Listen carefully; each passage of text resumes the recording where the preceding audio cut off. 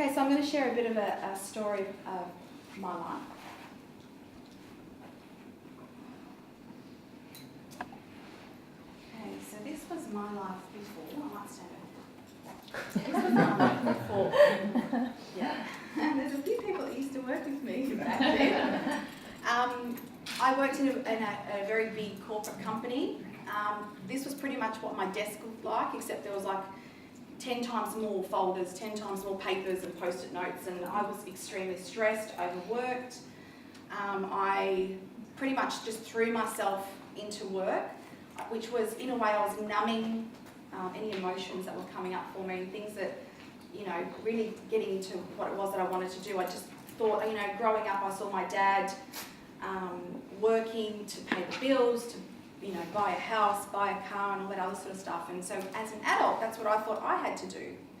So, you know, I had a husband, 2 young children, and I just threw myself into work thinking, yep, I need to make the money, you know, and I need to pay the bills and everything. But that's all it was doing. It wasn't giving me anything else. It wasn't until one day when I went for a routine checkup and I got a call a week later from the oncology department of a hospital. For me, that turned my life upside down. I thought, why are they calling me from the oncology department? They weren't telling me anything over the phone. They said that they needed me to go into the hospital to do more tests and, you know, they'll discuss things after that. I remember getting off the phone, devastated, thinking, what does this mean? I was young, I had 2 young children. They were flipping through my head, you know, the what ifs. What does this mean? Am I not going to be here? The big C scare. So I went and I had my cry and, you know, got all overwhelmed by it all. And then I started with the process. I went to the hospital, we did all these tests, I had to have an operation and a whole lot of other things. So what I found was I was just going with the process. I was actually quite numb, I think. I was just sort of, you know, step by step going through what I had to do. After the operation, everything was clear, which was great, but I ended up contracting very, very severe infection, and the infection pretty much turned my life around to the point where I had to concentrate on my own physical healing because the doctors were throwing antibiotics at me, and they were giving me all these strong tablets to help kill this infection, but it wasn't working. And what was happening was that over the time, the antibiotics and the tablets were actually, they weren't killing the infection, but they were killing all the good bugs as well, and they were getting, you know, breaking down my body. Eventually the infection did disappear, but what I was left with was an array of side effects that my body was just, it was just not happy. It wasn't tolerating anything. I was actually deteriorating. I had no energy. And I would continually go back to the doctors, asking them for help, asking them for guidance to help me feel better. And they would do more tests and they would try and find out, you know, what the cause was. And they just kept coming up with, we don't know, there's no answers, there's no answers, we don't know. In the end, they pretty much said to me, we can't help you. There's nothing we can give you because we don't know what we're dealing with. You know, everything's cleared, but yet you're still deteriorating, you've got no energy, you're feeling really ill, but we don't know what it is, so we can't help you. At this point is when I actually sunk to the lowest that I had ever been. I pretty much spiraled into a pretty dark black hole of depression, of victim thinking, of poor me, you know, why is this happening to me? No one's going to help me, how am I going to get better myself? All those things, those negative thoughts kept going through your head. And I remember seeing, you know, my children and my husband and my work colleagues and my friends looking at me and like a bit of a very worried look on their face, thinking, you know, watching me deteriorate and not being able to do anything about it. And at that stage I was quite grey in colour in the face because I had no, like it was like the life was getting sucked out of me. Yeah. And I don't know how long it was, but I did get to a point where I went, you know what? This is enough. I've got 2 young children, a husband that is doing everything he can to try and support me. I know the doctors have said that they can't help me, but I need to do what I can to try and help myself. So I then, as sick as I was, I started looking through the yellow pages, the internet, and for natural health professionals. So I actually came in contact with a naturopath, and she ended up being like my saviour, so to speak. But she wasn't the only thing. She was able to help my body get back to a state of ultimate health, my physical body. But I also then concentrated on nurturing myself. And what that meant was that I meditated every day. I ate natural healthy foods every day to nurture my body. So I was looking after myself for a change.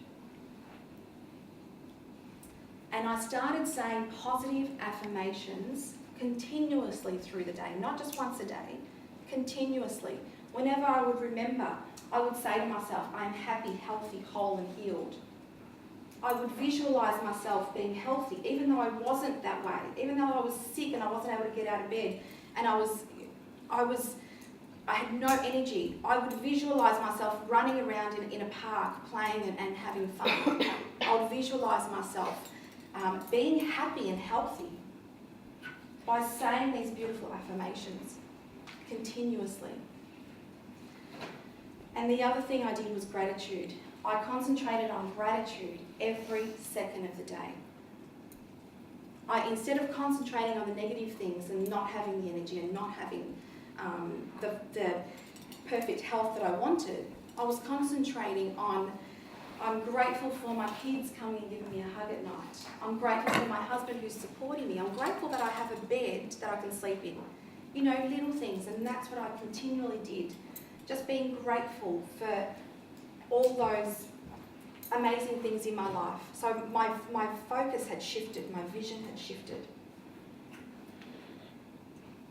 And as a result of that, what I was doing was that I was creating a mind-body-soul balance, which then in turn creates wellness, harmony,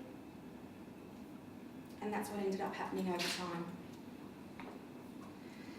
So as a result of this healing process, I did have to reassess my life. And I remember having some conversations with my husband at the time. We had a mortgage, young family, and we just sort of came to the decision that I would stop working in this corporation that I was working in. I was getting paid amazingly. So this was an amazing, it was a big decision to do this because it would leave us, quite open. But for me, it was just like a no-brainer because I knew that if I was staying there, I would actually, God knows what would happen, but I would be deteriorating and I would just keep getting sick and sick and sick. So this was my body was giving me some very clear messages.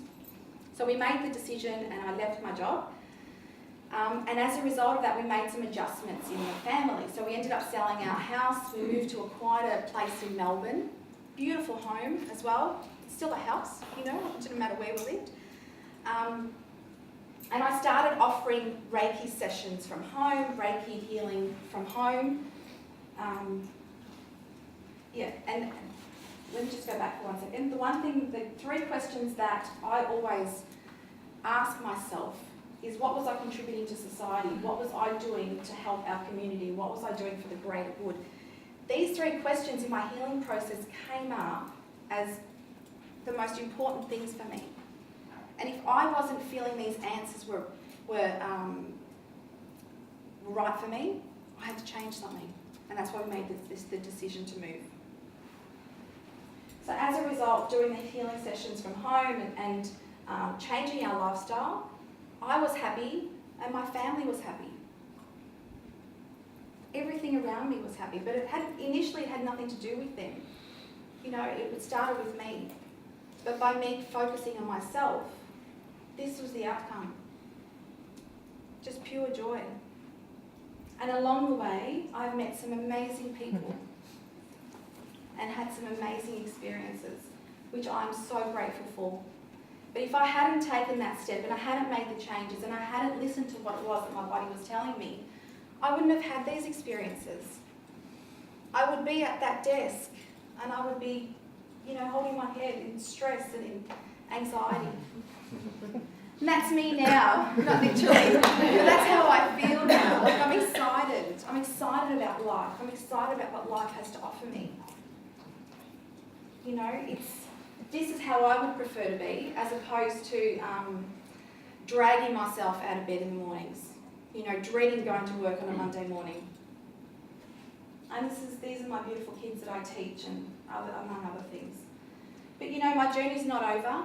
There are always challenges. Even now, me standing here, there are always challenges. But it's how we choose to perceive those challenges and react to them is what colours the experiences that we have. And I now look at them as a way to show my strength for myself, my courage, the faith that I have. And I always know that it will all be okay and it will all work out.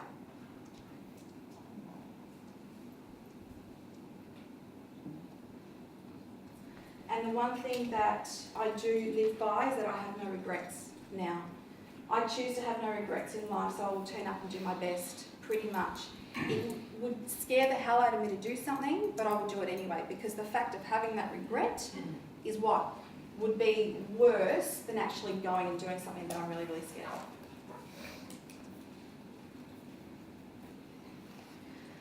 So, you know, I say to you, you've got this, you guys are all on a journey. It's your life.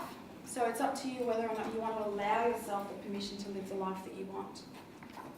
And today we're going to share with you the tools that we have learnt to get to the place that we're at today.